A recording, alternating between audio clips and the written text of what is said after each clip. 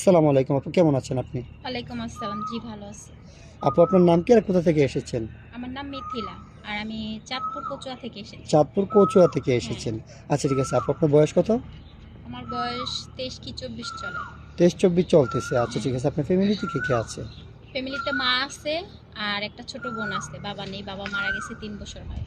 আচ্ছা আচ্ছা, ঠিক আছে। আপনার বাবা নেই, বড় কোনো ভাই নেই আপনার? না, ভাইও নেই। আমরা দুইটা বোন আর মা। আপনার সংসারটা কিভাবে চলছে? মা সেলাই কাজ করে, ওটা দিয়ে আমাদের সংসার চলে। আপনি কোনো কাজকর্ম করেন? আমি শিখতেছি সেলাই কাজ। আপনি সেলাই কাজ শিখতেছেন? হ্যাঁ। আপনার বিয়ে শাদী হয়েছিল? না, বিয়ে শাদী হয় না। বিয়ে শাদী এখনো হয়নি। আচ্ছা, ঠিক আছে আপু, সমস্যা নেই। তো আপনি আমাদের ক্যামেরার সামনে আসছেন একটা ভালো জীবন সঙ্গী আসে, তাই তো? হ্যাঁ। আচ্ছা, ঠিক আছে। আপনাকে যিনি বিয়ে করবেন ওনার বয়সটা কেমন হতে হবে? ওনার বয়সটা বেশি হলেও আমার কোনো সমস্যা নেই। আপনারা মনে করেন আমরা এই ভিডিও পাবলিক করার পরে তো দেশ থেকে প্রবাস থেকে শত শত ভাই আমাদেরকে নক করবে আপনাকে বিয়ে শাদী করার জন্য। অনেকের স্ত্রী মারা যায়, পরকীয়া করে চলে যায়, আবার হচ্ছে অনেকে বাচ্চা কাচ্চা হয় না। ওই রকম বয়সের কোনো ভাই যদি আপনাকে বিয়ে শাদী করতে চায় 40-45-50 বছর যদি হয়ে যায়, বিয়ে বসবেন? হ্যাঁ, আমি রাজি আছি, তাতে আমার কোনো সমস্যা নেই। তার ফ্যামিলিগতভাবে যদি কোনো সমস্যা না থাকে, আমার কোনো সমস্যা নেই। আর তার আমি ফ্যামিলিগতভাবে ভালো মনের একটা মানুষ চাই। আপনি শুধু একটা ভালো মনের মানুষ হ্যাঁ। চান। আচ্ছা, ঠিক আছে, ইনশাল্লাহ সমস্যা নেই, সেটা দেখা যাবে। আচ্ছা, ঠিক আছে আপু, এখন কথা হচ্ছে আপনি যেহেতু রাজি হয়েছেন আমরা অবশ্যই চেষ্টা করবো। আপনার সাথে যোগাযোগের মাধ্যম কি সেটা বলুন। আপনাদের সাথে যোগাযোগ করলেই হবে। কেন, আপনার ব্যক্তিগত কোনো ফোন নেই?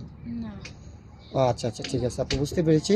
তো সুপ্রিয় দর্শক, এই মুহূর্তে দেখতে পাচ্ছেন ডিসপ্লেতে একটি নাম্বার। এই নাম্বারটা হচ্ছে আমাদের ইউটিউব চ্যানেল কর্তৃপক্ষের নাম্বার। এই নাম্বারে ইমো হোয়াটসঅ্যাপ খোলা আছে।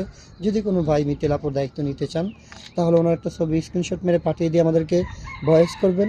আমাদের প্রতিনিধিরা আপনাদের সাথে যোগাযোগ করবে। কেউ অযথা অডিও কল ভিডিও কল দিয়ে আমাদেরকে বিরক্ত করবেন না, তাহলে আমরা ব্লক মারতে বাধ্য হব। মিথিলা আপু, আরেকটা কথা বলি আপনাকে, শোনেন।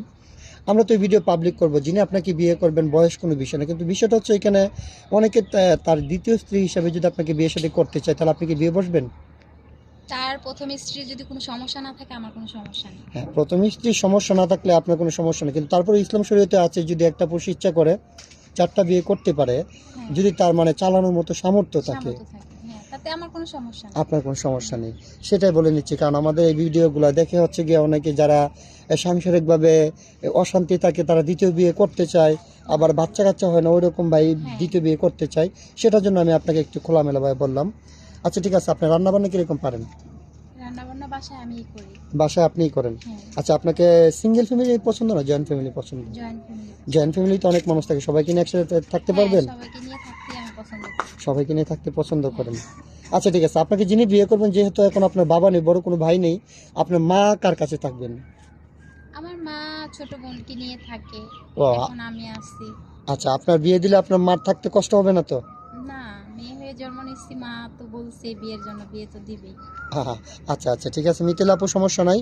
ইনশাল্লাহ আমরা চেষ্টা করবো আপনাকে একটা ভালো মানুষের হাতে তুলে দিতে। আপনি একটু হেঁটে আসেন, আপনার হাঁটাটা আমরা একটু দেখাই।